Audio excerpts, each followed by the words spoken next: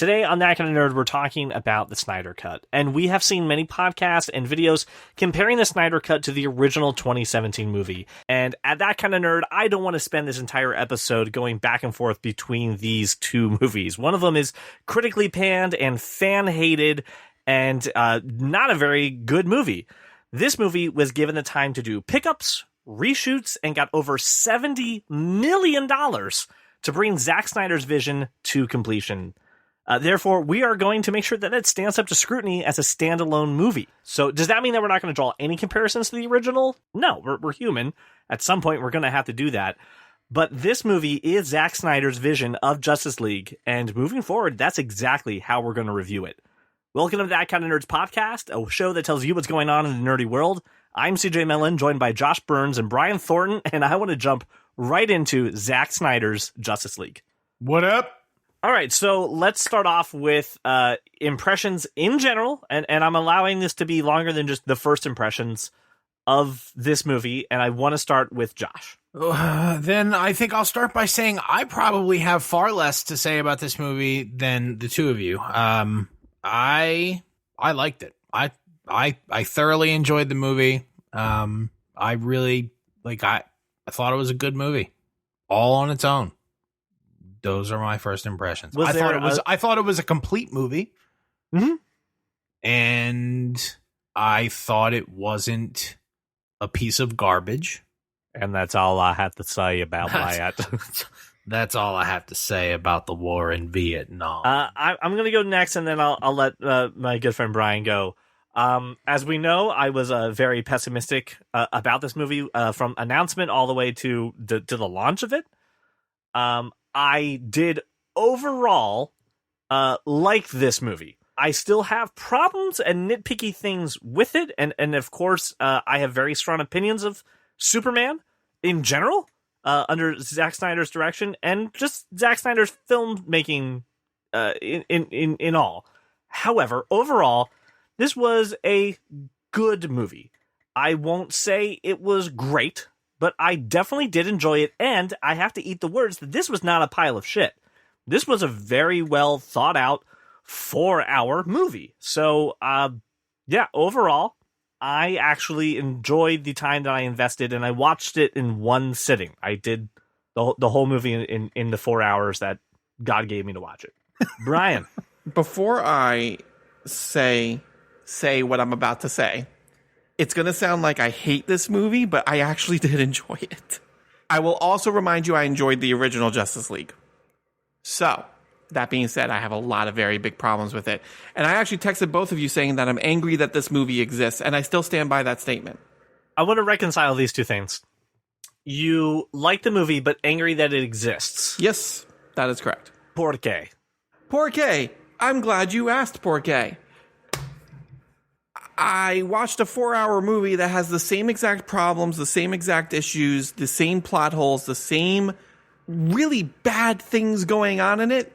There was just more of it. And that's why I'm angry this exists. Because I got the same story in the theatrical version.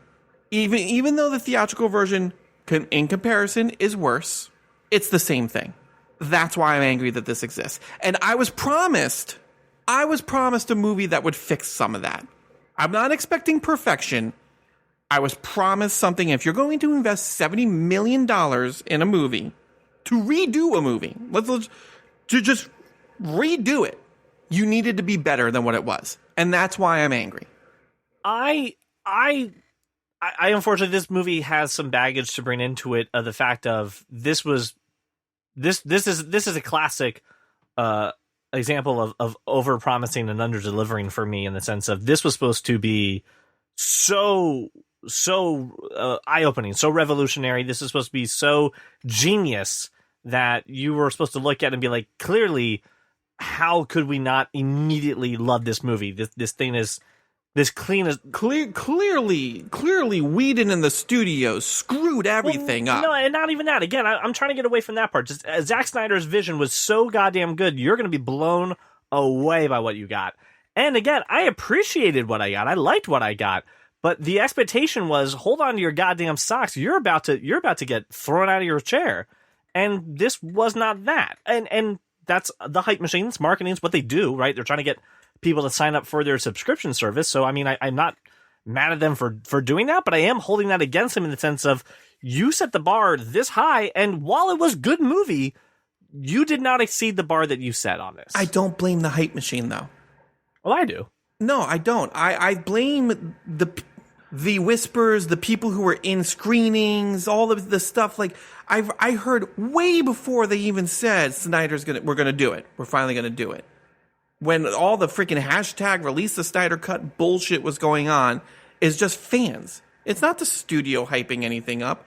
It was just fans saying this is so much better. I saw a screening. That is the hype machine now. That is the hype machine now. But that is the hype machine now. Social media is the hype machine now. But I don't blame the studio, though, is my point. I don't blame HBO. I don't think CJ was blaming the studio either. Nope. I am blaming fans and everything else to this of the Snyder Cut. Yeah, the Snyder Cut is going to blow your goddamn mind. And again, good movie, did not blow my mind. I do have one question that we're gonna spend not a ton of time on. The aspect ratio was obviously there to preserve Zack Snyder's vision. I am curious to hear what you guys thought of the aspect ratio. No, it's not a 4:3. I'm not going to get into that part, but what did you think about the aspect ratio? Did it bother you? I'll let Josh go first because I know what his answer is. Yeah, of course it did. I mean, really? Yes, I want to use my entire 85-inch TV. Like, I don't want to do what I did, which is go into my basement, fire up my 36-inch Vega, and watch it like a peasant. I heard someone fired up an iPad to watch it because the iPad aspect ratio is exactly what the Snyder Cut is, so it fits the whole screen. I was not bothered by it at all, actually. So I'm surprised that you. I'm surprised that out of the three of us, you were not. I'm the guy not freaking about the aspect ratio because it was pissing me off. Here's what pisses me off about it. Go ahead, please. No, you don't get to say what you like about it. I get to tell you how angry I am. Go ahead, CJ. I mean, Brian. You knew you were dropping this on HBO Max. Like, you knew that this was going to be the platform you were releasing it on. Why would you not optimize it for the platform you are going to release it on? This is not going into theaters. There's no freaking way this is going into theaters so that you can see it in some sort of IMAX ratio or whatever the hell his intentions were. This was going to live on your TV screen. Why would you do that? That's the stupidest decision I've ever heard. And that's why it annoyed me. It didn't annoy my viewing experience. It just annoyed me from a technical aspect.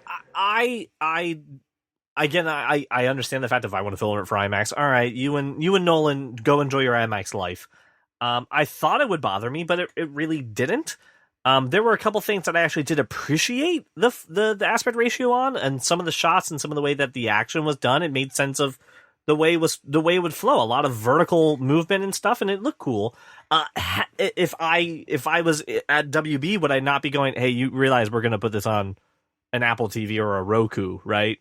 And blow it up. I think the pretentiousness of we're trying to get that integrity of Zach Vision's real motivation here was a little artsy fartsy bullshit. But it didn't take me out of the movie. It didn't bother me, and I got over it super quick. I mean, and to be fair, I watched the movie The Lighthouse that was also in this aspect ratio before, and it also didn't bother me. So I'm okay with it. I don't want more of this, though, but I'm okay with it. The thing is, you mentioned Nolan, and Nolan has released several movies in the IMAX experience or with scenes in that IMAX experience in that aspect ratio, and has still made it work for my television. I can watch The Dark Knight as he intended still. And it is correctly fitted to my screen. Yeah. I didn't really have a huge problem with it. I can understand why people did, but it didn't pull me out. It didn't anger me. I just accepted the fact that this was going to happen. I couldn't change it and just rolled along with it. The thing that I really like about this movie is, or thing I should say, the thing I found interesting about this movie was being divided into 6 chapters, right? So kind of want to go through some of these chapters, talk a little bit about, what we liked, what we didn't like, what were the beats. But I'm curious, did you guys watch this in one sitting, or did you have to do this in multiple watchings? I've watched it twice, once straight through and once in pieces. Did you watch it? I had to do 2 settings. Okay. Did you guys watch it through chapters, or did you just stop? Or as soon as you got to a chapter, you're like, okay, there's 6. I'm in chapter 3. I'll stop. Like, how did that help you at all with watching this movie with the long runtime? I mean, I watched it straight through once, and the other time I watched it in pieces, and those pieces were when I had to stop the movie to do something else. I pressed pause. Okay, so you were using the chapters as, I'll get to this checkpoint and stop here. Yeah, no, it just so happened that when I stopped it, it was like at the end of part 4 or something like that. But like, it was just a matter of, I got 2.5 hours. Let's bang some of this out. And then I just stopped, and then I finished it the next day. Okay. So let's start with I can see how the parts would help that type of viewing. And I could see when it was originally going to be a miniseries. Josh, have you watched the black and white version? Didn't they drop the black and white version yet? I'm asking because I'm never going to watch this again. No, I don't know. I've only, there was only the one option. I pressed. I thought the black and white version dropped over the past 48 hours. I could be wrong. I don't think we need black and white. Zack Snyder's already taken all the color out of your movie. I don't know why. No, it's black and white, and apparently it might have even different scenes with Jared Leto. I didn't like how slow this movie was to get going. A lot of this I felt could have been either shorter scenes. I didn't need the 3 scenes with Aquaman to like know that he's not joining your team. I don't know. And that he keeps ripping off shirts. Like he just has a never-ending supply of shirts to rip off. Where is he getting the shirts? No, well, he came out of the ocean with a shirt on and then ripped it off before going back in. Yeah. Does he have a dresser of drawers down there? Possibly, or maybe the chanting women are just like leaving them at their the shore for clothing. him. They're giving him clothing. I don't know. That was so unnecessary. It's gratuitous for sure, but it's also Jason Momoa, and that's what you expect. I'm all about. I get it. You cast Jason Momoa. He's got to be shirtless. I understand. Right. That's how it works. Jason Momoa is in my film. How can we get him shirtless? Does it have to make sense? No. In fact, the more shirts he can rip off, the better. Right. But I understand that. But like, it's just from a pacing standpoint, right? Like, to CJ's point, like by the third scene, I'm like, okay, we get it. You're angry. You're probably drunk half the time. You have a cabal of Icelandic women who are like your groupies, and I don't need this scene. The pacing, especially for the first 2.5 hours of this film, is just terrible. It is a slog. It is just, and honestly, I could have edited this. I will tell you right now, I would be a lot happier with this movie if I could edit this down, make it about a 3-hour movie. I could remove a half hour of time just by speeding up all the slow motion scenes.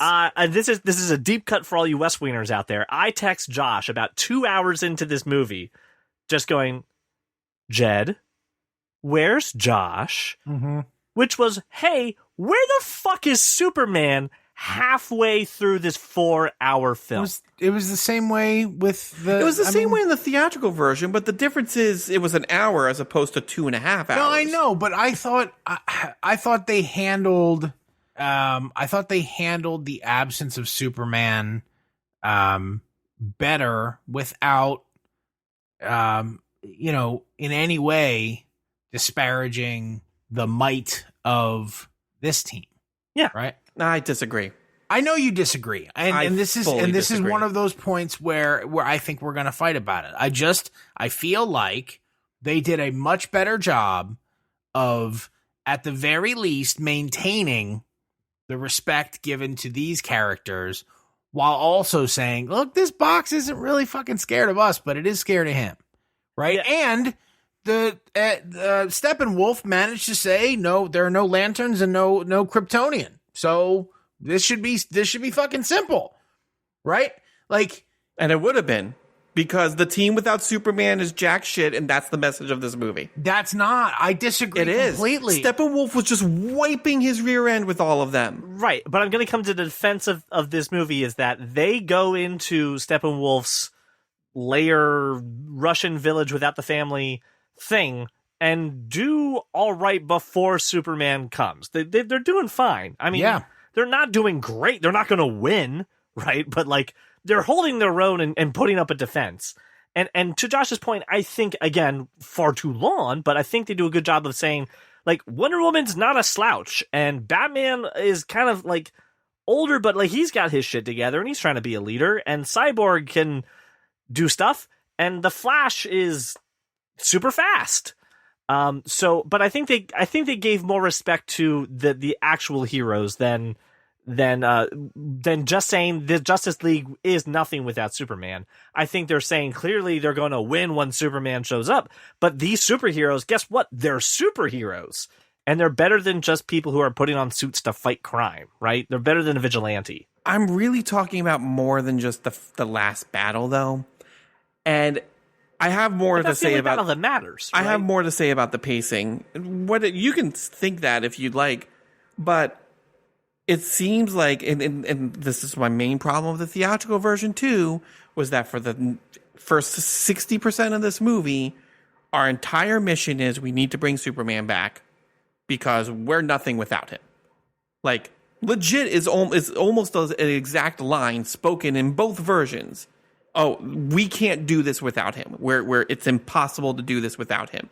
And so we have made it our mission for the first 3 hours of this movie to bring him back. That's my problem. I don't care if they're holding their own in the last battle. My problem is they felt completely inferior before they even got that far. I'm going to disagree with you on that because Batman has the line of, I don't care how many demons he's fought, I don't care how many worlds he's done, he's never dealt with us united. And I thought that was a great line. And I think that shows that this team actually has confidence in themselves. And then in the scene after, when Alfred is convincing him not to bring back Superman, he goes, we need to. We need, and they're doing the whole metaphor with the bowl and the cape. He's like, we need this cape. We need it. So don't freaking sit there and point to one line and tell me that absolves every other scene where he is just saying, we are nothing without this character. That is my problem with Zack Snyder's portrayal of Superman in general, is the fact that he is he is legitimately a god to the point where his death rattle wakes up an otherworldly mother box, to the point where a all-powerful being from another realm who has conquered hundreds of planets is afraid of this one guy. Let's not forget the fact that Darkseid was at Earth thousands of years before Superman even came on the scene. And he decides all of a sudden, I can't go to Earth. I can't go to Earth because there's that Kryptonian there.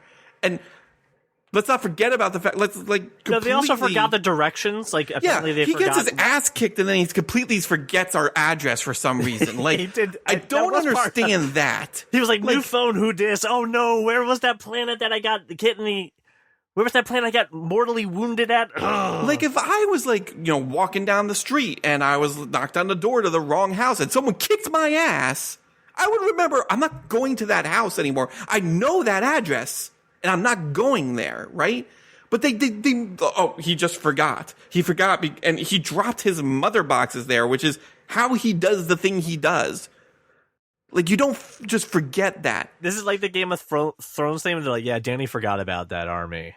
It's just ludicrous bullshit that upsets me. But that is a big gaping hole. It's a huge plot hole. I left the mother box. You're right. I left the mother boxes. The thing that lets me be the destroyer of worlds. Right. Where did I forget those things? Was I really hurt that day? I was. Yeah, I don't remember where we were. Someone's going to have to go through my Google Maps and check my recent locations and figure out where the last one was. I do agree that was a problem. I do want to take a step back, though, from the Justice League people. Right there. Can I say one more thing about the pacing before we go dive back into what I said about Superman? I'm sure this is going to have to do with it, but go ahead.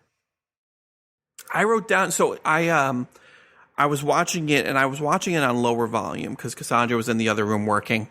And so I turned down the volume a little bit. I put on the subtitles because I didn't want to disturb her, right? So I wrote down the subtitles for the first 10 minutes of the movie. Would you like to know what the subtitle said? Screaming. More screaming. Screaming, oscillating. Breathing heavily. Screaming. Yeah, Zack Snyder. Breathing shakily. More screaming. Breathing heavily. For the first 10 minutes.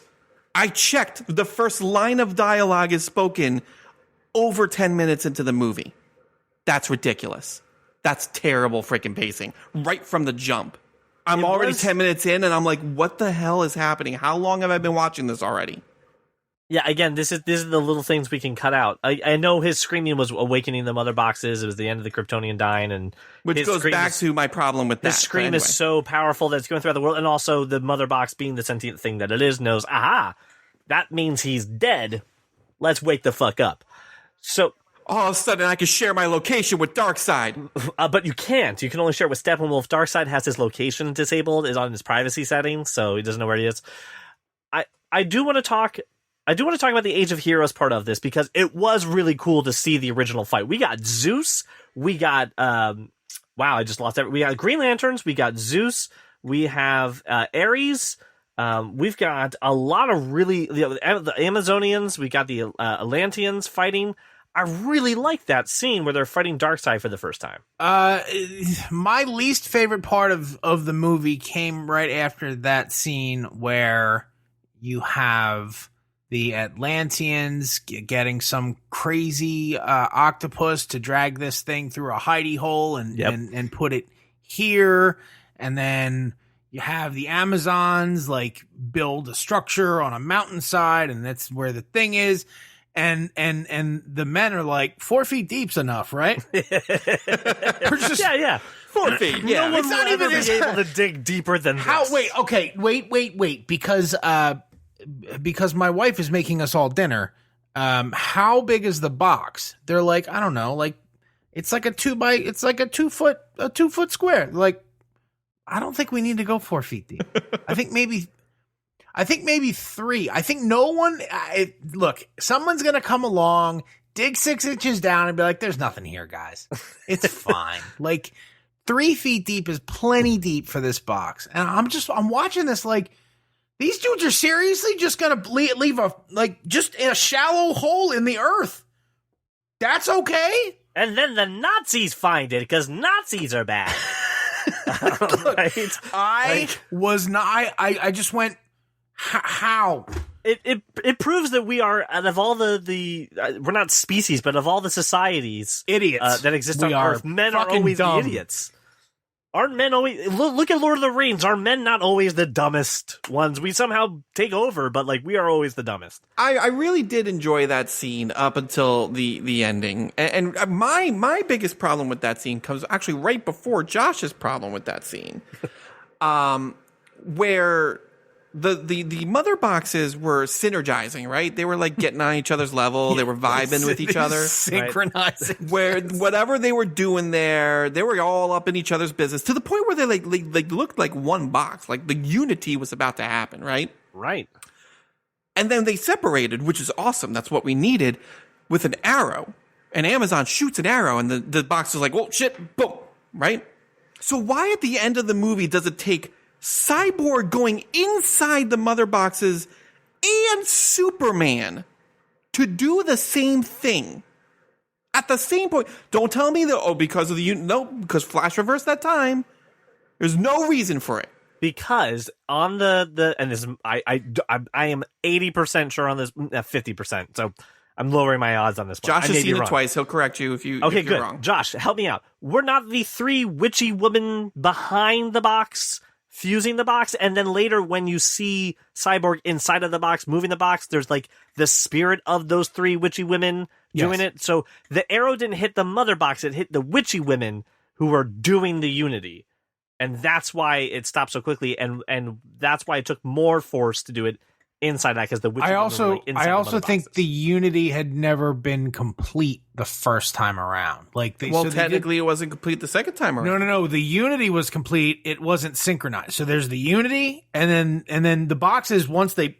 So first you have to take the device, plug it into the computer, right, and then let it sync, and then it has to initialize the software. You plug it in. It says this accessory is not for me. You have to format it first, and then it'll allow you to actually. The 3 boxes unite, which is the first action you see, and then they begin to like do a spinny, and their spinny has to synchronize, not unlike McConaughey manually spinning the thing into orbit and syncing with the space station that Matt Damon had broken. It's the same idea. See, that if that is true, was not explained in any kind of fashion or way. They did. They absolutely did because first the Unity, and then they explained it twice. They did explain it twice.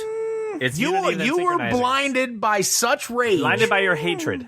That's right. This is so weird, and this is not the role I thought it would take in this discussion. I'm not blinded by hatred. It's just things that I'm noticing. And like, you know what? You're right. You might be right. I'm not going to die on this hill.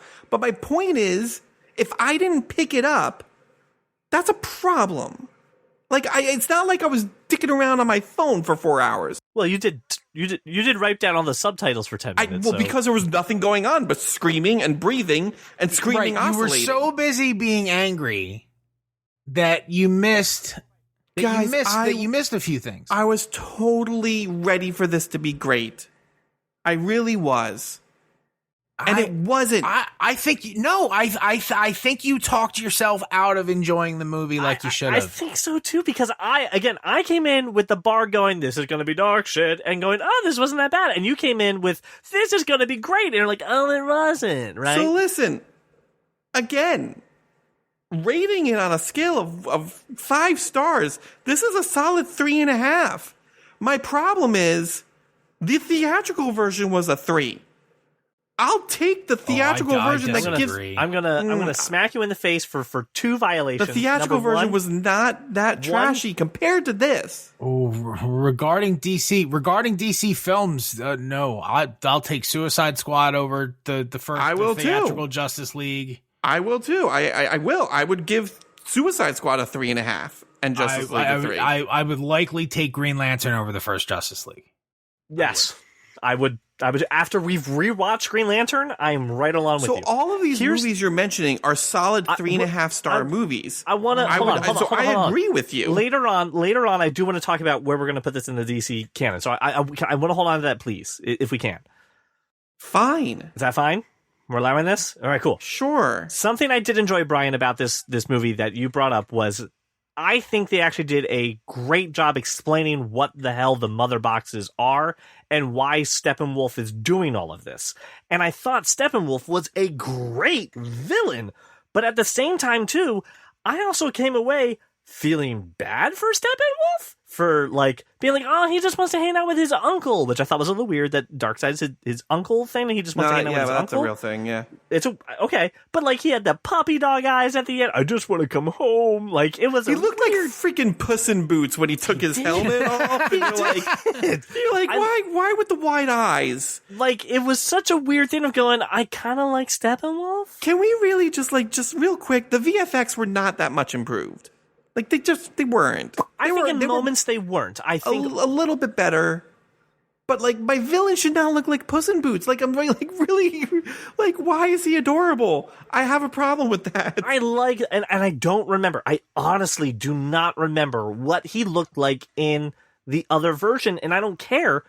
I liked him in the. I liked the armor. The armor had a function. At one point, he's like got all the arrows in him, and he flexes, and they fall off. Like I'm like, this guy's fucking badass. Like this guy's great. This guy's powerful, but also I feel bad for him. He just wants to be home.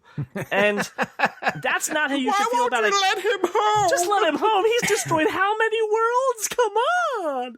That's not how I should be feeling about a villain, right? I wasn't there watching other villains in other movies going, the guy's killed so many people. Can you just give him what he wants? Like, that's never been the I thought it spoke to his desperation. Yeah.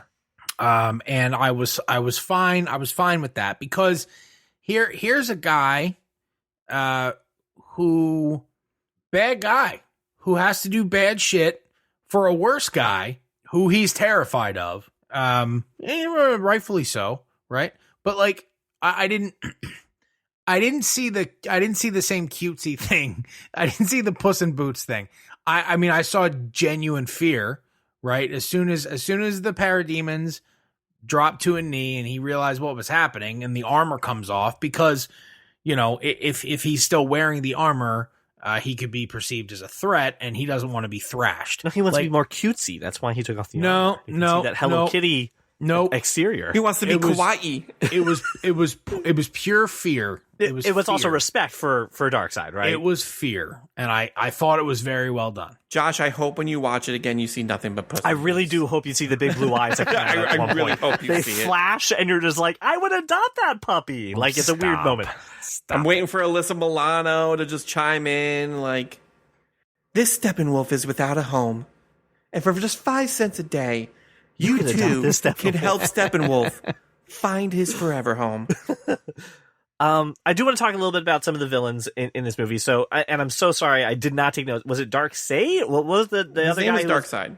No, not Darkseid. The other guy. Desaad. Desaad. Thank you. Desaad. Okay, calm down. You both said it at the same time, both times, by the way. Do you owe each other a Coke? How does that work? Well, you said decide. You don't want to know what we owe each other. Anyway, I thought it was cool to have Darkseid's secretary answer the phone and have a menacing, that's accurate. iron drippy messaging service. I thought that was cool, but I'll be very honest. The appearances of Darkseid, while menacing and while really cool, were really just fan service bullshit that did not do anything.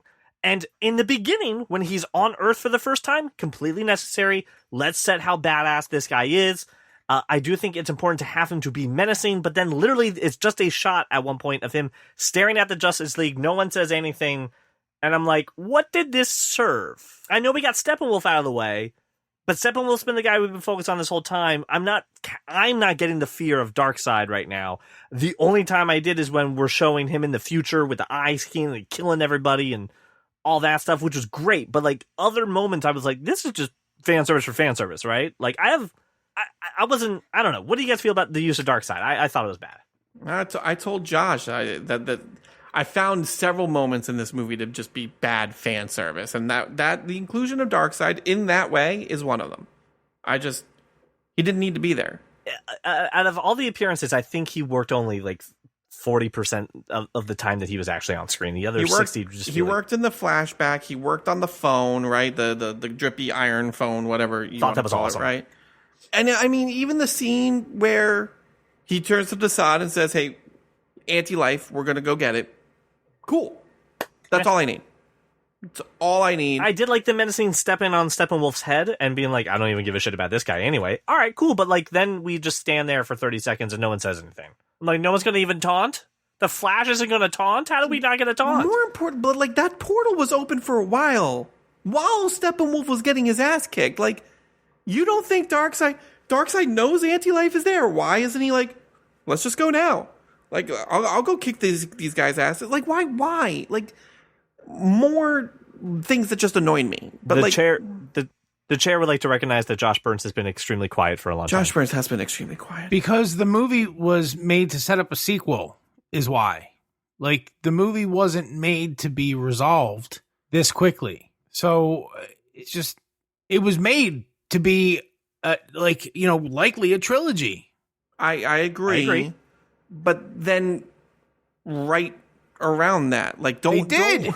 But they didn't. Don't write a scene that is easily explainable as to why your big bad isn't getting involved. Like, it did not need to be there. It just seemed useless. It seemed, to CJ's point, bad fan service to crappily, hopefully set up a sequel that we now know is never going to happen. Darkseid strikes me as, because we know what we know about Desaad, right? Being like his like, essentially it's his right hand. It's his right hand. He's his executioner. He's like the supreme torturer of whatever. Knowing what we know about Darkseid, this is a guy who, after his one occurrence on Earth, one loss, has never entered a fight again that wasn't assured victory. Just hasn't done it. Does the movie say that, or is that your knowledge of Darkseid? No, that's the feel I got from the movie. I don't know shit about Darkseid. Okay. I did not get what you just said from the movie, but I can understand how they could have set that up and I missed it. What has happened is he lost. He was injured badly, right? Lost. He fucks off directly. At some point, I'm assuming, based on, time, not long thereafter, because he was injured, Steppenwolf tried to take him out. Now, that was in the movie. Yep. Steppenwolf lost and then turned on everyone that had joined his rally and killed all of them. Like, look, I didn't mean it. I killed all these people. Like, look, now you owe me 100,000 worlds, right? So now I'm going to elevate Desaad, who doesn't like you, and because he was on my side when I was injured and you tried to kill me, he's now my right hand. He will dispatch you where he sees fit. You're going to talk to me through him because I'm not exposing myself to any danger. Like, I think my take on it was that after that near-death experience, he went full-on mob boss mode. Like, I'm not doing anything by phone. I'm only talking through one guy. Right. And he'll talk to you guys. I'm only talking to my underboss, and the underboss will talk to all the capos. But no one on the street level is ever going to see my underboss with the capos. Like, nope. Like, this is full-on mob boss mode is what I took from it. And because of that, he wasn't going to enter the fight until it was an assured victory. And knowing that, likely the movie gets set up for that whole nightmare storyline to play out in the second film, and then they come back and win in the third one, likely with a Flashpoint type occurrence. So, like, I'm picking up all this. Is just no, I like your listen. I love that analogy. It made perfect sense. It connects, and I'm now putting pieces of the movie to fit that, and I see what you're saying. I wish that had been more clear to me the first time I watched the movie. Now, I'm also, I've watched The Wire a few times, but I wouldn't say I would know how to think like a boss like that. So good point on you. I did not get that the first time I had watched the movie. It's those mean streets and those corners that Josh was always hanging out on. Look, the other thing true. is that is true. It's very true. The other thing is, when it was time to watch this movie, phone was do not disturb, and it wasn't because I didn't want to be distracted and I wanted to focus on I wanted to experience this like I had never seen anything about any of it except having some knowledge of the main characters, and not knowing anything about Darkseid really, other than mentions throughout comic books and throughout other shows and whatever. I don't really know much of anything about Darkseid.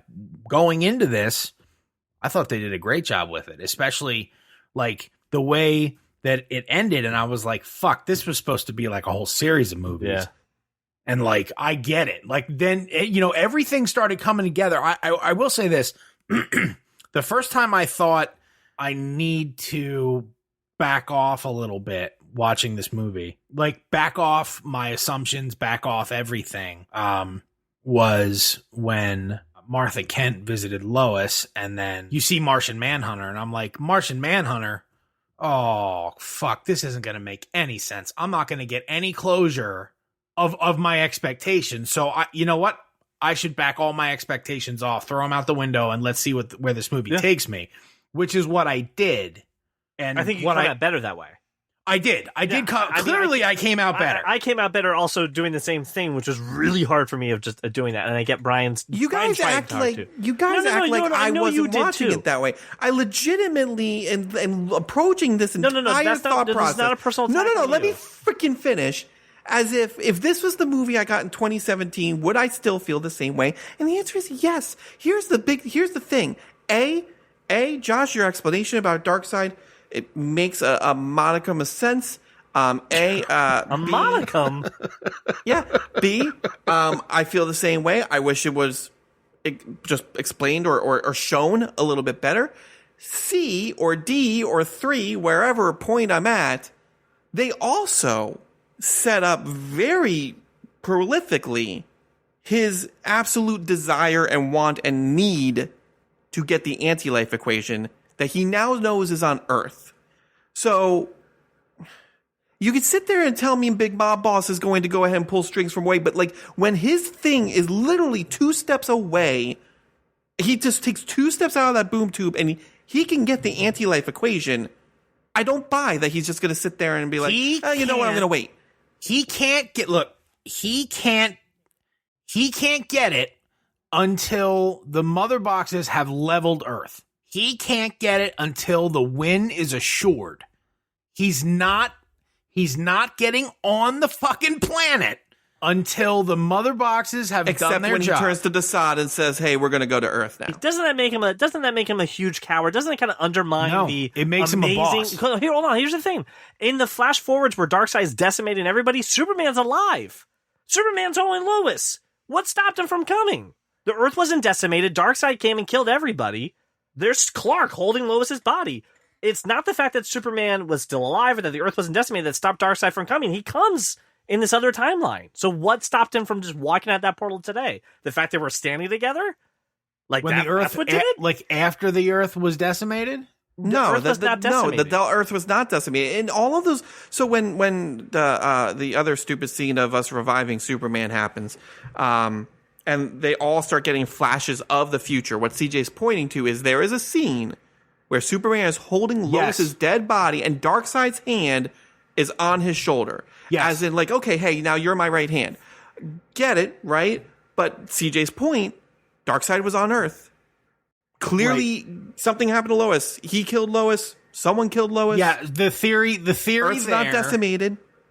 The theory there is that Darkseid warped Superman's brain into believing that while he was dead, Bruce Wayne impregnated Lois, and the baby is Bruce's, blah, blah, blah, blah, blah. Now Superman is a minion. Where are you getting that from? There's my point. The movie didn't say that. I can understand that that's the fan theory that's out there, but that is the fan theory. I do not have any. No. Well, no, in the sense of, good, have your fan theory. The movie doesn't say that. The movie is Darkseid is on Earth killing. He does the cool thing with his eyes where he takes out the fucking people Omega in Atlantis. So it's his Omega beams. Okay, cool. I don't know how it fucking works, but he did the cool thing. I just saw eyes and the same color stuff. But he was there. Anyway, fine. The villains, Steppenwolf was a great hit. Darkseid, I think, was a toss-up. I think he can come out of it liking it or not. I don't think there's much of a middle ground for it, but that was great. There was a one moment in this scene, and then we'll get to a couple characters, because I think we have to get to some of these characters and talk about their journey throughout this movie. But the one scene that really irked me and rubbed me the wrong way, and this was a choice and I don't like it, is when Martha Kent shows up and has that conversation with Lois with, I wish I could tell the world how proud I am of my boy, and you're the only other person who's going through this. And they have this great emotional connection. And then, by the way, it's not Martha Kent. She didn't feel that way at all. But that's just more bad fan service. And that's the other thing that pisses me off. It really undercut that scene for me. We threw Martian Manhunter in there. It didn't just undercut the scene, but like it was tacked on. We threw Martian Manhunter in there because we know people wanted him. That's all it was. And more importantly, we made him the exact guy that all the fans were theorizing was Martian Manhunter when Man of Steel came out. So, like, you can't sit there and tell me that this is what his original vision was. I have two reasons why you can't tell me that this is Zack Snyder's original vision, that this is Zack Snyder's hindsight is 2020 vision, and I'm just going to give the fans what they want, is at the beginning of the movie. So before I present my argument, we can all agree that BVS, no matter how bad well, not even bad, but no matter how we feel about the theatrical cut, we can all agree that Zack Snyder finished that movie, correct? Yes. So anything that was edited out was Zack Snyder's choice, correct? I never saw the theatrical. I don't know if I can say it was his choice, but he signed off at the movie at the end of the day. He had final cut. Did he? Yeah. Warner Brothers is notorious for not doing Warner Brothers is notorious for interfering. But he got to put his stamp of approval on this. This is the cut of the movie. Then yes, I can agree with this. Okay. Perfect. So then in this, his original vision, first scene, when we first show Lex Luthor at the beginning of the film, is from a deleted scene from BVS. So you can't, the through line doesn't make any sense, because if Zack Snyder saw that scene and said, you know what, we can cut this out, knowing he was going to make Justice League, that scene wouldn't be in his original vision. This is literally there's the cut that you make, which is like, here's all the footage that we have, and then you go into the edit room and then you actually make the movie. But isn't Martian Manhunter the same character as is Martian Manhunter in the CW? No. No? It's No. not the same. I'm not saying the same actor. No, it's not the same character. It's not the same character? I mean, you can go ahead. His name is always John Jones, but it's not the same. Like the same general guy? The same. No. In the CW show, he is a head of a secret organization that is not really even funded by any sort of, like, he's not tied to the government until like season 2. I thought it was based on the same character. And he's also taking over the body. He was also taking over the role of Hank Henshaw in the CW show. Like his origin. He took in the over CW a whole show person. He very basically identity convoluted. thefted the entire thing.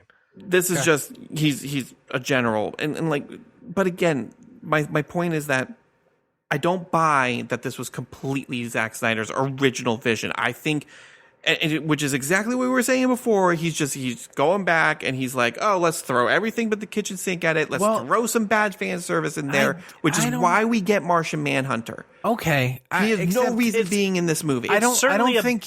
Go ahead. I don't think we can like reasonably expect that we were going to get his original vision with obviously the benefit of hindsight, and clearly the only reason this thing came to be at all was fan service. And add to that, the studio throwing another $70 million into it means that it can't possibly be the same as the original, right? It's going to be more. It's going to be more stuff. It's going to be bigger. But the problem is the way Zack Snyder has talked about this was he said the only thing I changed, the only thing I added, the only extra thing I wrote was the epilogue future stuff with the Joker. That's the only other thing I changed. Everything else I've had on the page the entire time. And I'm calling bullshit on that. That's that is what he said. Okay. Let's be honest, just from a money standpoint and just from a directorial standpoint, take the goddamn hindsight, right? Like, take what you learned that people didn't like and fix I it. don't fault him for it. But I don't care if he does say that. Yeah, I don't care. But to Brian's point, that's not how it was presented. It's clearly bullshit. All right, I want to talk about the characters now, because I think some of them come out really great and a few people do not. I want to start off with I think Wonder Woman. I think Wonder Woman had a really great role in this movie. I thought they showed her as being a almost like semi, co-equal leader, and I thought they showed her authority really well in this movie. We didn't get a whole lot more than what you kind of would expect to get out of Wonder Woman nowadays. So I was kind of impressed that, again, the continuity of that character really stayed. And she flew, or did she just jump real high? I can't tell. She just jumped real high. It's the same thing in the theatrical version. She jumped real high. I liked Wonder Woman's role in this. I thought they gave her a bigger role in the sense of just being a leader within the team. She wasn't just along for the journey. And I liked what they did with her. But again, it was kind of hard to mess her up, except for you, 1984. I'm looking at you going, what the fuck? So I liked her overall story in this movie. Didn't she learn to fly in 1984? Yep. Oh yeah, no, we covered this when we talked about 1984.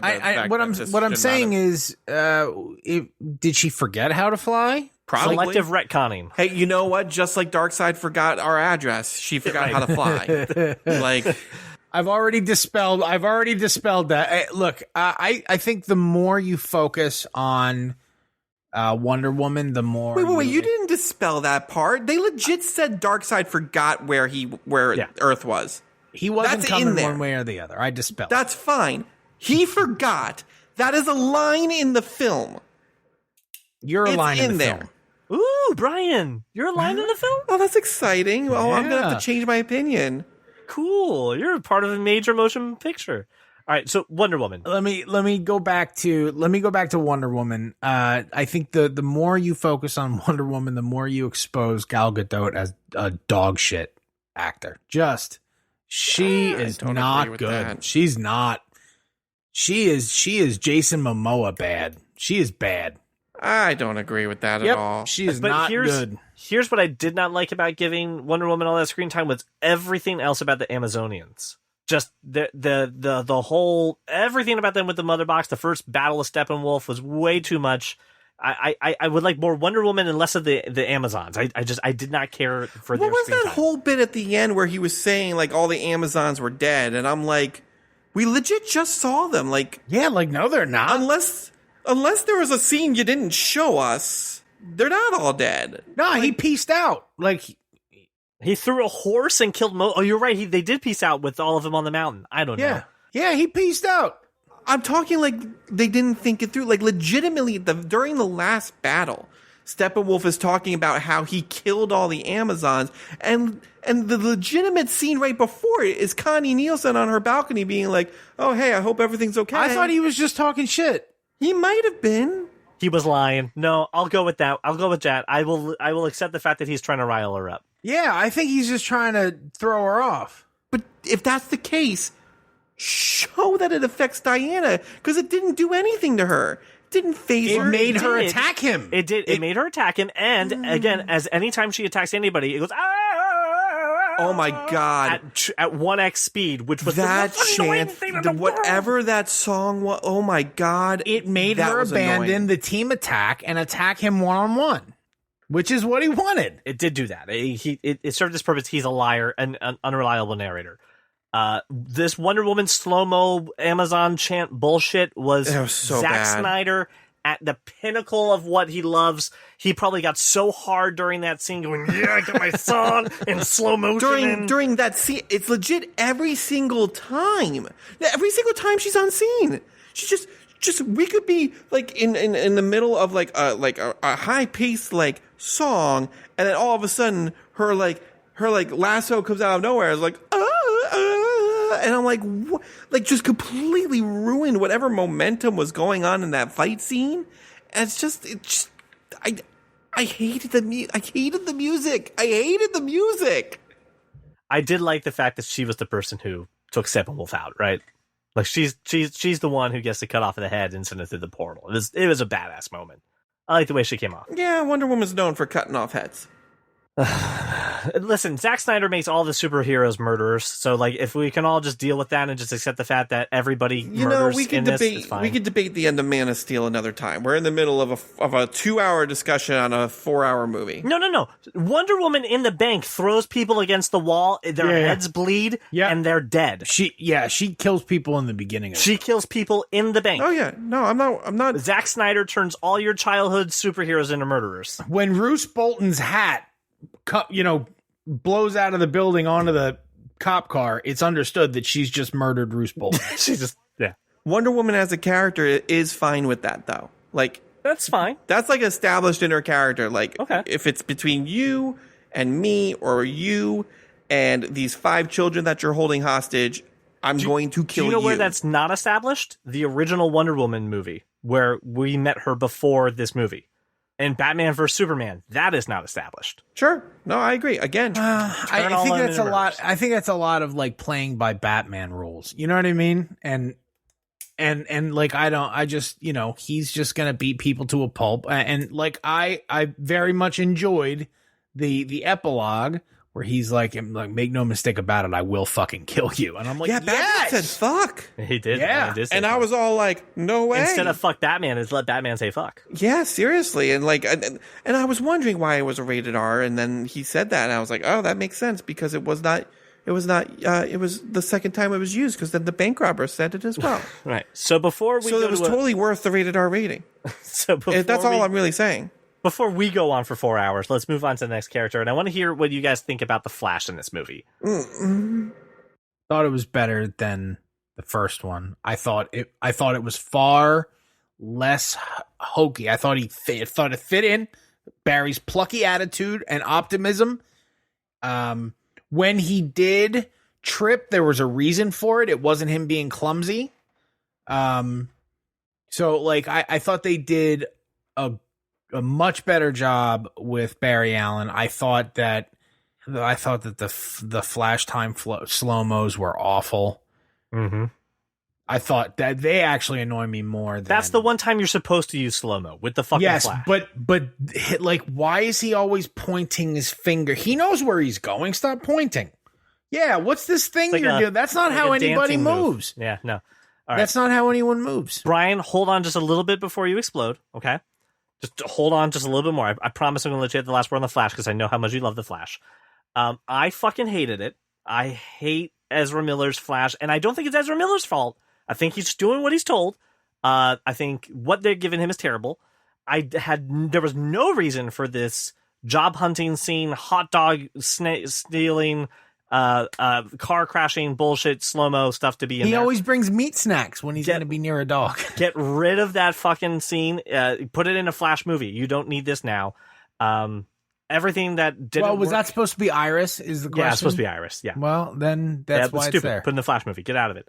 Well, it probably would have been. And it was so badass. We got a super amazing badass Flash moment with this time reversal Flashpoint style thing. I thought that was amazing, and I think it's probably the coolest way I've seen the Flash on screen use some of those powers to really get something in there. At one point, he runs through Superman, I think, right when he's materializing. He's moving great. I love that stuff. Everything else about this Flash that Warner Brothers, Snyder, and everybody else involved is working on is garbage, and I now turn the floor over to Brian Thornton before he literally explodes. Hot garbage. I fucking hate it. I can't. CJ was so much more eloquent, so I'm going to just defer to all of the things that he said and just say I fucking hate the way they treat the Flash in this universe, in this movie. It's awful. And again, I will echo CJ. It's not Ezra Miller's fault. It's them trying to get the Spider-Man effect into their film, and that's not. It's not Barry. It's just not. It's not supposed to be. And what pisses me off is we threw in this all-important scene that we had such a huge problem with cutting because it had Iris in it, which we don't even establish that it's Iris. Nope. And it makes Barry look like such a fucking creeper because I bump into random strange woman while going into a job interview that I immediately become obsessed with and staring at while I'm in said job, just staring at awkwardly. And then when I go to save her in slow motion, we get this nice little scene of him caressing her hair to a complete stranger and then grabbing a hot dog, because that's not a euphemism for anything. Well, it's meat snacks for the dog. It's totally meat snacks for something, Josh. Dogs. Not for the dogs. For dogs, Brian, clearly it was love at first sight. The only thing I liked about that scene, Brian, the only thing I liked about was watching his shoes dematerialize. Like knowing that the suit is what, the suit is special and it stops it from happening. Only thing I liked about the scene. Hate the Flash. Okay. Yeah. No, that's great. Let's go to a character we can all agree is awesome. What Ben Affleck did with Batman is excellent. Fucking awesome. Excellent. I love Ben Affleck. Thought I would be a hater when he was first announced, and I eat my fucking words on this. He's the best. Well, we've said this in each movie that he appeared. He's clearly the best Batman that we've had on screen. Yeah, he is phenomenal. I'm all for it. It's a shame he'll never be in another movie as Batman. I agree. It is a problem that we have. So that leaves us, if my math. Oh, okay. Because Aquaman. again, anything you can say bad about Batman in any of his appearances is script, not him. Yeah, he's fantastic. Aquaman is still Aquaman. Anyone ever impressed by Aquaman? No. Yeah. Hell yeah, my man. They toned that down a little bit, which was he cool. He was less and Aquaman. Yeah. They cut the lasso scene and they gave him more shirts to rip. That. I mean. You hated that they cut the lasso scene? Yeah, I liked the lasso scene. I thought it worked for me. God, it was awful. I liked it. No, they cut down on the brothers, and they gave him more shirts, and then they gave him a groupie. I didn't like the song choice, and Josh, this is for you, really. I didn't like the song choice with the crashing waves and the scene that we've seen in the trailer 8 million times, where he litters. By the way, that guy who's right by the sea, don't litter. He breaks the clay, he breaks right the bottle. In the fucking ocean. You know it's going in the water. Isn't that a major plot point in the Aquaman movie that the seas are being polluted? Anyway. I hated that song choice. I thought it was the worst. It was Zack Snyder just jerking off again. I hated it. Every single character in Zack Snyder's version of the Justice League have some sort of parental issues and I kind of have an issue with that Because they're all just they're different versions of the same character then. Doesn't every superhero have parental to some issues? degree. That's a trope around superheroes. Yeah, but Aquaman, but like Aquaman's mother abandoned him. yeah, no, I get that, but like everybody is so angry about it, right? Well, like yeah, his mom abandoned him. Must be nice not to have any kind of childhood trauma or like listen, parent. I've met your parents; they're wonderful people. So They it are must be wonderful must be fucking nice. Hi, Papa Thornton. Oh, speaking of, my father is screaming at me right now because when I texted him that I wasn't impressed, he was like, "Are you serious?" Must be fucking nice. Anyway, continue. So Aquaman was Aquaman. No one was impressed. We got some more Willem Dafoe, which was nice, and some of the people from Atlantis. You know, that was An kinda extra cool. an extra scene with Mara talking about stabbing motherfuckers. I'm somewhat of a mermaid myself. So yeah, it was fine. How are you going to fit a Spider-Man quote into our Justice League talk? Right, I just did it perfectly fine. Landed it. Oh, God. Okay, which takes us to, I think, the biggest character for this movie, and I'm serious. The one that I think drove a lot of this movie, which was Cyborg. And Oh, yeah, you're right. The whole story was built around him. This really felt like a huge coming out for Cyborg in this movie. I think he came out looking better than any of the other superheroes in this entire thing. But I have major reservations and some problems with the way they treated the character and my liking of him. But I think he came out smelling the best. Well, I don't know why you're smelling any of these characters, but I just want to know, what's the metal smell like? Is it a fresh, like, I have issues. welded thing, or is it like gunmetal smell? Like it's got that smell of gun. Like what is No, it it's smell? alien. It's alien metal. It probably doesn't smell at all. Well, that's just boring. I'm just ahead. saying. Go ahead. No. I was going to complain about slow motion stuff, so please go ahead. Okay. I want to be very careful with my words here because I liked Cyborg's story. I just don't like the way Cyborg is ever presented in either version of this movie. I don't like the Emo-ness? Like, what's the... I don't like that. I don't like. Well, but I understand it, right? But my main problem with Cyborg. But he is like a 20-year-old kid, right? Essentially. So but my main problem with Cyborg's story is the relationship with his father. Everything else is fine, except they put so much emphasis on how much he hates his dad. Because dad was never there for him, and then dad turned him to a monster, and now he's dealing with all of that, right? That when his dad's in trouble, or his dad dies later in the movie, and he's actually upset by it, like, I don't buy it. Why? Because he hates his father. No, Like, he doesn't hate him. but that's all I got was that's all they showed of their relationship was how much he did not like him. How much. So I don't, Brian, I think that the disconnect here is that you're honestly incapable of empathizing with this character because you don't have, like, it's just not. All right. I had parents that weren't there, just weren't. And Okay. so it's not hatred. It's not hatred. It's a strong feeling of not being worthy of the attention. And so he overcompensates in all these other ways. Because how could he ever live up to his father's amazing work? How could he ever be more important than the work his father is doing? And then he becomes the work his father has done. And he is now completely personified by this driving inadequacy, because he doesn't understand why. He gets his father couldn't let him go, but that essentially he perceives as a vanity exercise, right? He couldn't let me go. He couldn't let me die with mom. So he turned me into work. That's interesting. You're right. He did. He turned me into work. And now I can't ever be more important than his work because I've just redefined what his work is. And I don't even understand what I am anymore. I've lost my identity. I've lost any possibility of salvaging a relationship with my father because now I've become something else. It's a really easy feeling to get. If you had a childhood where your parents just weren't there.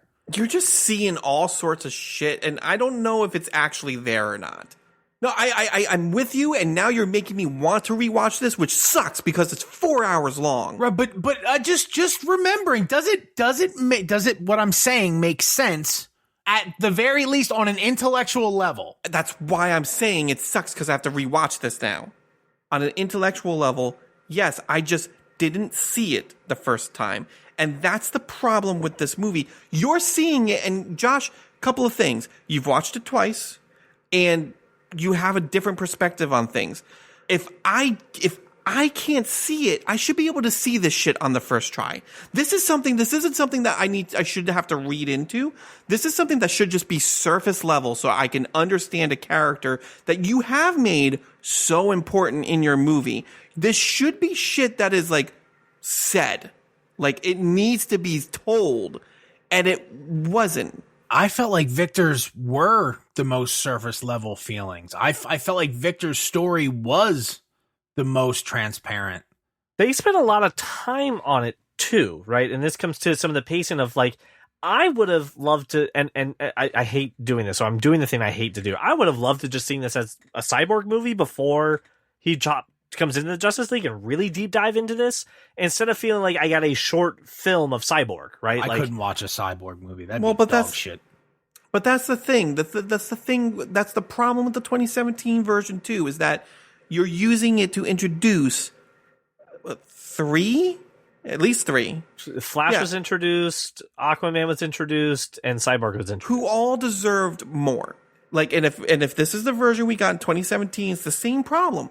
They all deserved their own show. Now you're going down the why didn't they do it more like the MCU, which they just fucking couldn't. That's my fault for opening that rabbit hole. I didn't say that. No. I'm saying that, so it's my fault for that coming into the conversation. I don't even care if they did it the MCU route. I don't need a separate movie for each one of them. Shit, like Cyborg was supposed to show up in the Flash movie anyway. Do that, but do it before you try to do this team thing. But we can't. Again, this is what the movie is. So this is what I agree, but I am able to criticize how they went about it. Josh, just a logistical question. Knowing that you're a sports fan as we are, college football. Why the fuck are you bringing sports into this? Hold on, college football, right? That's an adult game, right? I think we can kind of say that's. I mean, it's a college game, but by definition, it's college football. Like you're an adult playing college ball, right? At the end of a game, do you go home with your mom or do you get on the bus with the rest of the team? Was that college? I was under the impression that was high school. Gotham City University. Yeah. Okay. Yeah. Do you get on the bus with the team or you go home with mommy? So my thought behind that was because you get on the bus, right? If Victor is a freshman, mm-hmm. And is a commuter, lives at home. Okay. Right. And Gotham City is home. And look, if Gotham City is the sort of the North Jersey answer to New York City, likely this campus it's not a bus type situation. Like if NYU had a football team, there wouldn't be a bus scenario. Okay. I was just thinking this whole Cyborg story really could have been avoided with just getting on a bus with the rest of the college. Well, like team. if you play for Penn State University and you play a home game, you don't get on a bus. You just go home. You just go home. Yeah, makes sense. That's fine. I did like the fact, again, building that relationship with his dad of, he said to his mom, you're busy with your work. And, you still show up, right? And dad doesn't. And it's one of those typical things. But I also thought, again, weird mom showing up to defend him against act of the dean. Like it's it's just a weird part of the storytelling process going, mom's really involved in doing things that moms don't do in college. You broke the rules. You were in the meeting with the dean. Why is mom getting called into this? That and like what you did wasn't break the rules. It was commit a crime. You broke the law. It was a like a cyber crime. Like you committed a felony. Probably federal, to be honest. Very likely, right? And yeah, so yes, that was. Mommy doesn't show up to defend you at this point. Yes, that was out of place. And that's why I thought it was high school. I'm not gonna lie, just because. No, I hear you. Yeah, in a lot of ways, like that whole scenario showed a lack of maturity in the character overall. Like Correct. In my mind, right? And like I get, okay, had a friend who went through a tragedy, lost both her parents. Like, this makes sense why he would do that, right? Yeah. But if that is the case, right, mom doesn't show up and go, shame on you. Why would you kick him out for committing a felony? Like, why wouldn't you help that student? Well, that's probably a bigger question, but not one for the dean and not one from someone who isn't an advocate for that student. Yeah. Also as well. So like so that the backstory was not great. And these were the things that were building up why mom was so good and why dad was so bad, because dad never did any of these things. And I'm sitting there going, why would dad do any of this shit? Like, I know he missed your game and that sucks and that's bad, and there's so many other stories about dads missing games. This is a weird thing to set up why mom was so good and why dad was so bad. I didn't care. So when he sacrificed himself at the end, and I was then like, well, first off, why did he do that? And the movie had to remind me, so he did that so we could track the cube? Okay, I don't know where you established this before with the mother box. I know they shot in metal. They didn't establish with the mother, but yeah, they established it in Superman's ship. Why would the mother box react the same way? No. They established it in Star Labs. Yes, with Superman's ship, not the mother box. Right, with the piece of yes. So why would it work with the mother box? He's a scientist. It was hypothesis testing. Because science stuff. Well, yeah, but it was also. Speaking of more fan service, his partner, is it Roy Choi or is it Ryan Choi? Roy Choi is it's a professional chef, right? Chef, yeah. And that's got to be the Atom that you're talking about, right? The subtle. Yeah, he's the Atom. He's the second Atom, but he is the Atom. I want to. So I'll go back to this. I again, there are problems I think of this. Some of the maturity level and some of the empathy that I could have with Cyborg in his situation. I understand where you're coming from, Josh. I also just think this could have been done a little bit better, but he came out better than some of the other people. I think he came out better than Flash. I think he came out better than Wonder Woman. They really showed, again, how powerful he is, too, right? The sense of he could just fucking put the world into chaos if he wanted to. I thought they and could have done go ahead. A much better job by leaving out the changing grades bullshit and doing more with the mom and dad relationship. Correct. Are you guys aware that Dick's Sporting Goods had a commercial a couple years ago that was like all one cut, like a football play, but it was one cut commercial, and this whole slow-mo bullshit. I'm like, is this a Dick's Sporting Goods commercial? Like, Josh, what thank are you doing? The slow-mo football. God. Again, besides was the fucking worst. What are you doing? It was 1/7. So it was a 7-second play that we dragged out to 4 minutes. And I'm like, why are we doing this? There are moments in football, and Oliver Stone actually does this really well in Any Given Sunday.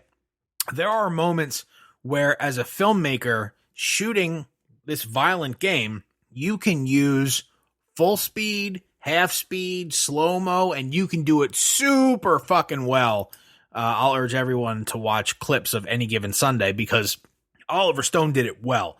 Zack Snyder, I think, has never watched a football game. Based on like the camera angles and everything I saw here, I just was no. But again, this has nothing to do with how I feel about Cyborg, right, which also far better in this movie than in the last. I agree. I was thinking one thing. The one thing you could do with some of these slow-mo moments, and then I'll stop talking about slow-mo, is do the Last Samurai bit that they did where they show it at full speed happening to you, and then they show it, or no, they show it in slow-mo first and then do it at full speed, and you're like, whoa, and it hits way more. So it would be nice to see all that. We've hit all the characters. Lois, do we want to talk about Lois? What is there to talk about Lois? Well, I don't need 7 scenes of her drinking coffee. I have 18 different scenes of her getting coffee for the cops. Like, I don't need that at all. More shit that but this is my point. Like, there's all these scenes that just drop 'em. All right. Now, because now you brought that up, and I don't think you can cut that out. Here's why. She has had no human interaction except with that cop since he died. By the way, that cop is the Jimmy Olsen from the original Superman movies. That's really cool. So, like, that is her only connection to the world, which is a world full of grief at this point. And she can't write. She can't she can't pursue life because she hasn't gotten past this. And all she does every day is take this guy a cup of coffee, mourn Superman's death, and go crawl back into her hidey hole. So, like, no, I can't go without those scenes. More importantly, there's 2 parts to this. She's mourning Clark's death, not Superman's, right? I know it's a stupid nitpicky thing, but I want to make sure it's the same fucking guy for her. I don't think they're it is. the same. No, guy it's Clark. It's always Clark. It's never Superman. It's not the symbol. It's the man. I understand that. Right. All right. Okay, I'm nitpicking. I'm being. She's going to the site of Superman. To mourn Clark. She's not going to his fucking grave. She's going to the site of Superman's death. She doesn't want to catch the Uber because then she has to interact with people, right, to go to Clark's grave. It's not going to happen. I think you really could. You give me 1 scene of her doing it. Yeah. Maybe a quick glance of another, but I don't need more than 2. And the reason that those scenes are in there is because she has a natural reason to show up when Clark comes back, right? She was going to go to that spot anyway, versus getting manipulated by Batman to show up at that spot. So for her, it gave Lois, I think, a little bit more of a story of she's not a pawn in this thing. She's actually moving forward. I don't know why she's the key, but whatever that means, future movie will never get. It's something that will never get a payoff. It's something that will never happen. She's the key. The whole point of that scene in BVS is that the thing that makes Superman go off the deep end and go evil is she dies. Why'd you say that name? And so it's not about... Every time I ever watch anything and someone's named Martha, like I'm watching a show called Dark, there's Martha, I'm like, why'd you say that name every single time? My point is that it's not... That scene in BVS is not supposed to reference anything that happens in Justice League. It's supposed to reference what would have probably happened in Justice League 2. Is so she dies and Clark goes crazy. Justice League harder. I don't think we have more characters to talk about. So there's only one more thing I think that we have to, 2 things we have to address. So we're almost there. The epilogue. I hated it. It was completely I didn't like tacked on. It was completely useless. Completely useless. Stupid. I didn't need any of that scene. Wasn't good. It didn't redeem Joker in any way. Jared Leto still is not good. Thought it was solid. Stupid. Of course you did. Yep. More Jared Leto Joker I didn't need. Please drop some more knowledge that where you read the tea leaves of why these scenes are amazing. You keep reading shit into this movie. I don't think it's there. No. Hey, and that's just mean.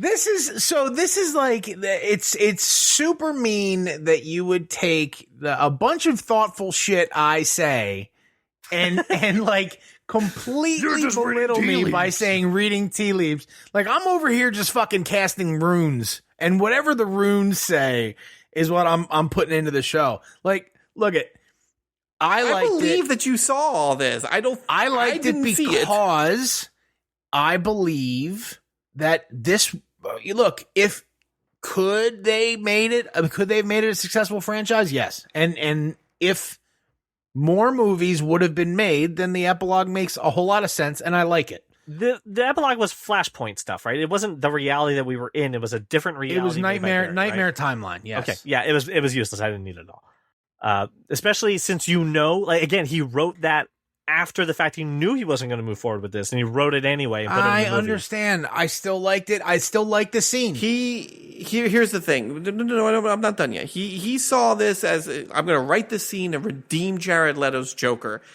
That was the point of that scene, and it didn't do that. Again, just like everything about this movie, it's set out to do something and it's just not doing it. It's there, but it's not there. And it didn't redeem, like, Jared Leto's Joker's not any better. I'm glad there's no stupid ass tattoos all over him. Still my second favorite Joker. Oh, wow, your scale is off. Nope. My second favorite cinematic Joker. I'll take Cesar Romero over Jared Leto at this point. I've seen him twice now. Love Cesar Romero. Anyway, like, but that's the thing. Like, no, I'm just saying, it was just them. Fan service. It was the dumb fan service shit we hated. It's not even the fan service. Like, I've seen this conversation. I've seen this conversation play out. Oh, hey, do you remember when I killed Jason Todd? Well, fuck you. I killed someone else, or someone else of yours died. Oh, I've seen this. It wasn't done any better. There was no reason for this scene. And then for the aftermath, the Bruce waking up and talking to Martian Manhunter. Why? No, for no reason. I could have helped you, by the way, but I didn't. I'll fuck off now again. Goodbye. Right? I know I know you're Batman. I know where you are. I know the world was just in trouble. I didn't fucking help you, and I'm going away again. Goodbye. Yeah. Why? Now, can I ask a question? Because I'm dead serious about this. Was that actually Ben Affleck? Because it did not look like him. It looked like someone who obviously, because Ben Affleck is not as buff as he used to be when he had to grow a mustache for another movie, and they had to take that off. I'm not joking. Like, from his cheekbones on up, it looked like it was CGI. It looks like they picked a guy with a 5 o'clock shadow and said, "Hey, stand here and do this, and we'll CGI Ben's face on top of yours." I think think it this looked off. I think it was quick pickup, and it was, oh, you lost 30 pounds for whatever fucking reason. I guess we're gonna roll with it. You lost all the muscle that you had 3 scenes ago. Yep, yeah, we're just gonna roll with it.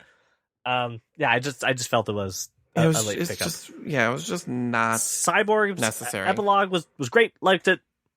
All the Cyborg stuff was fine for the end. So that's where it is. Here is where I come to controversy, and I'm stoking this on purpose. When you're looking at the DCEU movies, even though I don't like this movie, this is on the top of the list for me. I like it better than Shazam. I like it better than, yep. I like it better than Shazam is so much better. I like it better than movie. Batman vs Superman. Suicide Squad can fuck right off. Man, you're just wrong. Where do you put this then in DCEU films? Towards the bottom. No. Just above the theatrical version. Oh. I probably would put no. I would probably no. You know what? What's ahead of it? What's ahead of this movie? Nearly everything. That's crazy talk. Shazam is a much better movie. BVS is a better movie than this. I can't agree with you on that one. Shazam is much better. Wonder Woman is much better. Maybe Wonder Woman, the original, the first Wonder Woman. Maybe I put that above that. And it's a close tie with Shazam. It's very close. I would probably put this on par with... Here's the thing. As much as I don't like 1984, I at least had fun with 1984. There is no fun to be had in this movie. I still haven't finished that movie. So Zero I probably fun in would... 1984. No, see, 1984 was fun. You even said it was fun. You re-listen to that episode. Yeah, that was rose-colored glasses. Yeah, I'm putting almost every DCEU movie above this. Interesting. That's silly talk. These are the bottom 2. This is just... And like, again... This is a 3-star, 3.5-star movie. Everything else is a 3.5-star movie. I have yet to see DC produce a 5-star movie. Wonder Woman is the closest they've gotten. That's my problem. And Suicide Squad 2 will probably be there too. Because that trailer was awesome. Oh, that trailer was fantastic. But yeah, like, listen, like, we can sit here and rate crap all day. It is all crap, but honestly, like... Brian just said you can't polish a turd. Can't polish a turd. Well, that's the problem with this movie. I was given the turd in 2017, and now you're trying to polish it and tell me it's something new. It's not. It's the same thing, and that's my problem. And I'm telling you right now, this is going to be my new avatar. Because everybody and their freaking mother... Wow. Whoa. Hold on. No. You can defend that in a minute. I just really want to make sure we're setting the stakes on what the fuck you just said. I know what I said.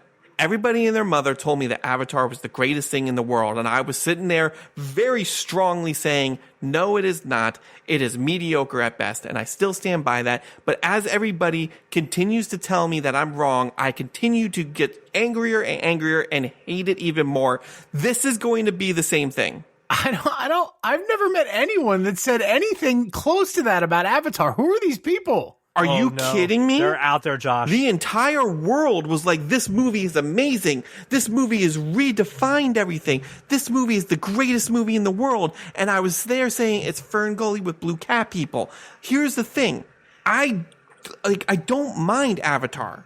I don't. What I mind and what I hate is everybody's blind love for it. And this is going to be the same thing.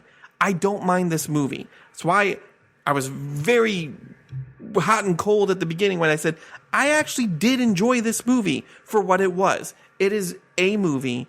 I was entertained for most of it. There's some really good things in this, but there are really glaringly bad things about this movie. And everybody is going to tell me I'm wrong for the next 3 years until we all look back 5, 6, 7 years later and go, you know what? That wasn't really that good.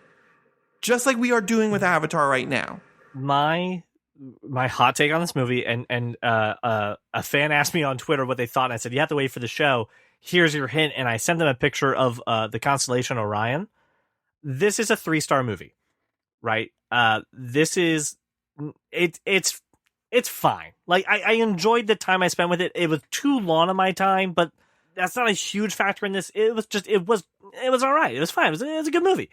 Is my life better for us having this in the DCU? Did I feel like we won as fans to get a vision of DC Comics in a tone that isn't, censored by the studios or isn't mucked around with by executives who don't get what we're talking about? Nope. I don't really think I got anything better.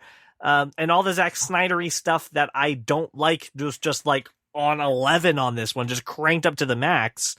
So I don't feel like we are better as fans for petitioning this and harassing and hashtagging this thing to death to get this movie. This movie could have never come out, and my life would be the same. Mm-hmm. Here's the thing that I don't think anybody's really thinking about is the precedent that this sets now is that we can throw a temper tantrum and a studio will acquiesce and give us the version that we wanted, and then we're all going to be happy about it. And that's the precedent this is setting.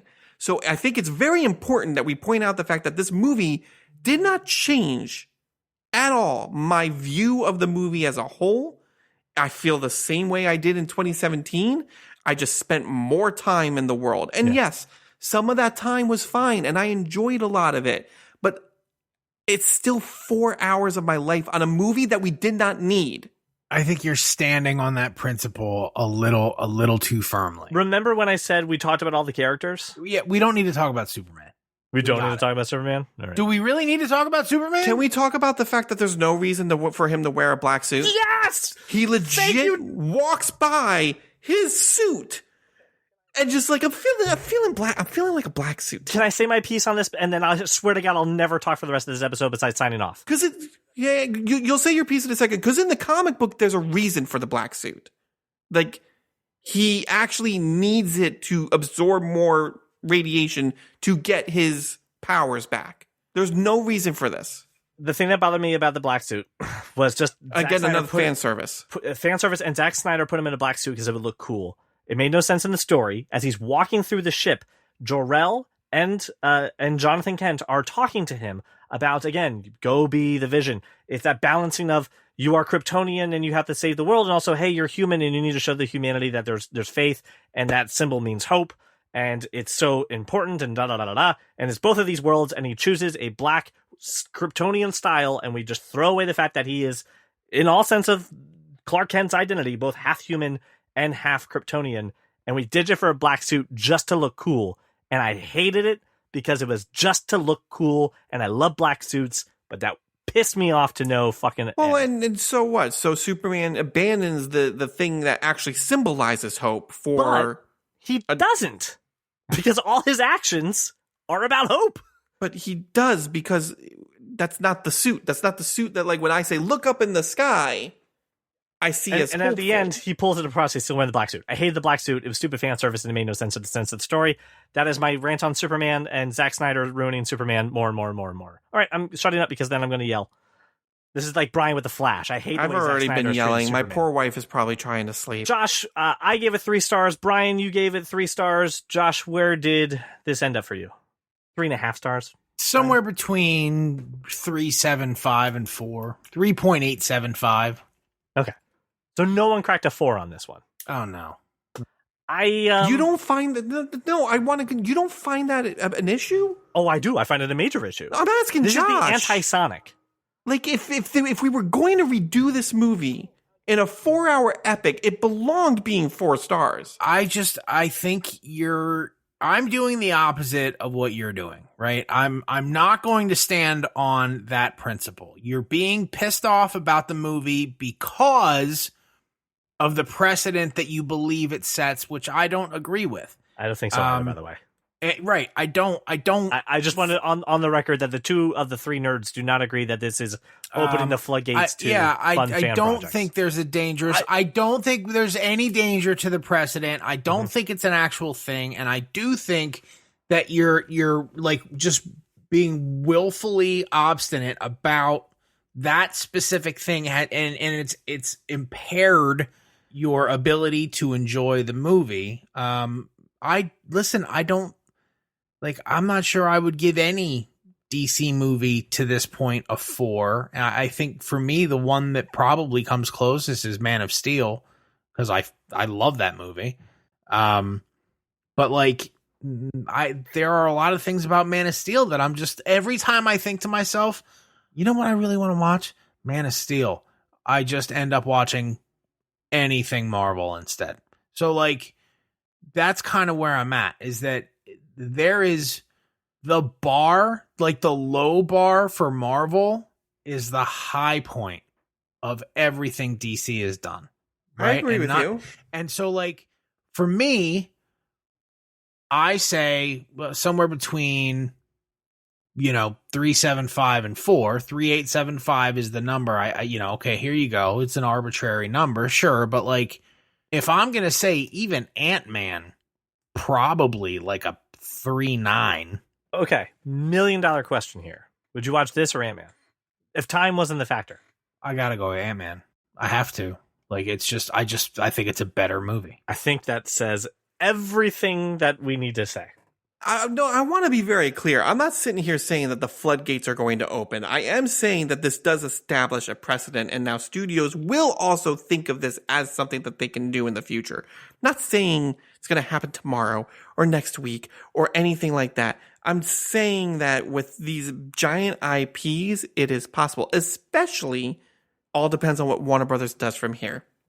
Because if they make this canon and make this, hey, this did really well, people loved it, look at all these great reviews, we're going to make this a part of the EU now, then you can. That's all I'm saying. And honestly, like Josh, you say I'm sitting here and I had some sort of expectations. I don't, and I didn't. I am viewing this as an movie that has nothing to do with the 2017 or my expectations. But that's not what I wasn't saying you had expectations. I was saying you are making sure that you strongly voice your opinion against what you believe happened, which I don't think happened. So that has nothing to do with expectations. I'm saying if you say this was better, then you have to agree with all the dipshits that railed against, we must have a Snyder Cut, we must have a Snyder Cut, which we all agreed was stupid. And then they went, you know what? Here's $70 million. Let's see what you got. And then they did it. And I thought, great. See, I don't see it as black and white as that. Just because I think it was better than the theatrical version does not mean I needed this movie in my life. Right. I think this can be better than the theatrical version, but also not be a good movie. I think those two things can exist together. They can exist together. But I don't see why we have to consider whether or not we need a movie in our lives. Who gives a shit? Like, I don't need any movies in my life. 4 hours of my time, Josh. So what? Like, there's none of this is necessary for life. Like, none of it. I'm not saying it is, and maybe not for your life, But We're for me, contractually it's very obligated to watch important. these stuff, right? I agree that contractual obligation. I'm just saying, like, if all these movies never, I don't feel like my life has been in any way changed by the Marvel movies. I can't agree with you there. They're That's not me. changed my life. No. Okay, all right. Well, now we're just getting into the weeds, so let's just take a moment and let's end this here. Well, listener, I want to say thank you so much for listening to this basically extended cut shit. of this podcast. I know it has been a long time in the making, and I'm finally glad we get to see this thing and also get our thoughts out into the open. And more importantly, I want you to stay tuned to our social media because I want your responses to what you just heard. We had a few people already call in, a couple people send us some messages, so we're going to be responding to them on social and then maybe even the next time that we record. So find us on Facebook, Twitter, Instagram, That Kind of Nerd podcast on Instagram. And you know what? We've got TikTok, so maybe I'll make something that you can stitch and you can tell us your thoughts on the Snyder Cut. So thank you so much for making us your walk around your neighborhood, your drive to work, or whatever it is we are in your life, and we will talk to you on the next one. Well, welcome to the club, because you are that kind of nerd.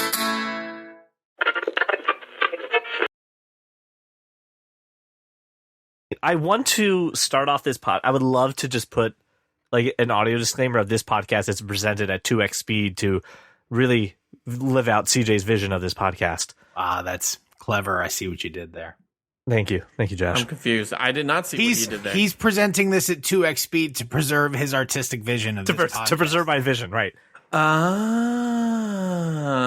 Because he listens to things at 2x speed. And that's how I edit at 2x. He edits at 2x, so everyone should enjoy my artistic vision at 2x. I edit at 2x too. It's quicker, but when I want to listen, I listen at a normal person's speed. 1.7. When I'm editing, I just need to get the bullet points. Because I was here, I know what was said.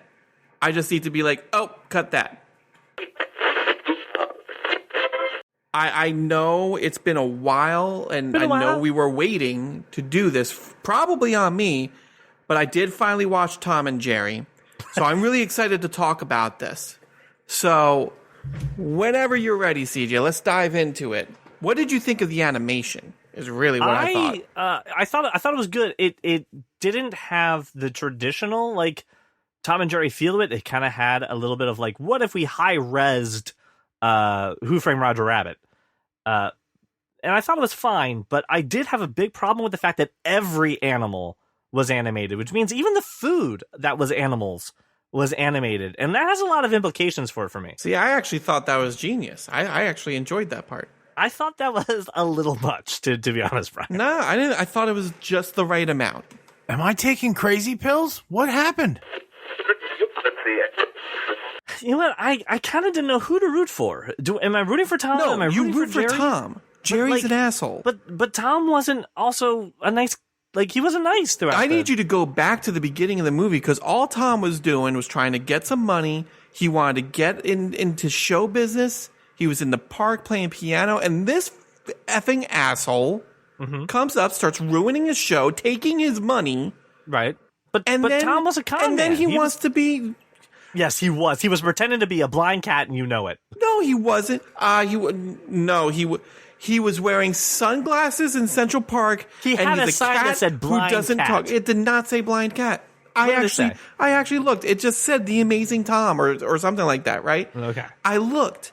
And, like, it's not Tom's fault. Tom doesn't talk. The man was trying to perpetrate, the cat, I should say, was trying to perpetrate a fraud. Tom doesn't talk, so if everyone assumed that he's blind, what is he supposed to do? He's just chilling. He's playing his piano. Perpetrate a fraud on the American public, and the American public deserves this day in court.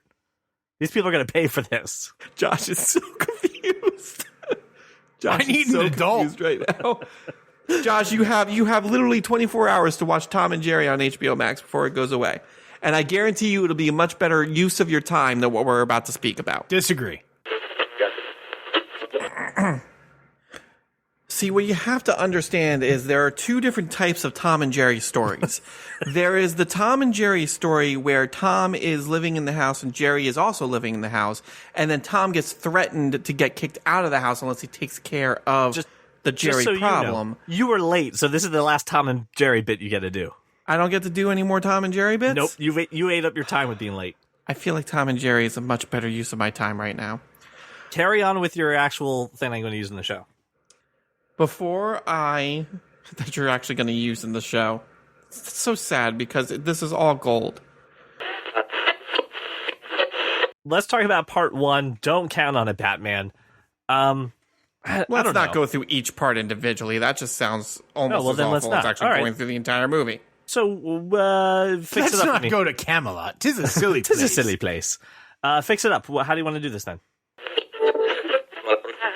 Can we please talk about Tom and Jerry now?